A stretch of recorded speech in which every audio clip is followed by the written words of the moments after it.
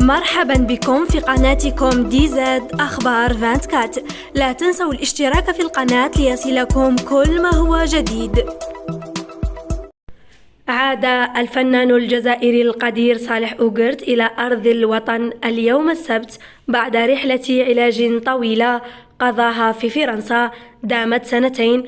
ووصل الفنان مساء اليوم لمطار هوري بومدين بالعاصمة، أين كان في استقباله عائلته وجمهوره الذي فاجأه واستقبله بحفاوة. وقال صالح في تصريحات صحفية غداة وصوله لأرض الوطن: نشكركم من قلبي وتحيا الجزائر. وأكد الفنان أنه ممتن للشعب الجزائري الذي رافقه بالدعاء طيلة رحلة علاجه، قائلا: الشعب هو اللي راهي سالني وما زال نرجع له خيره.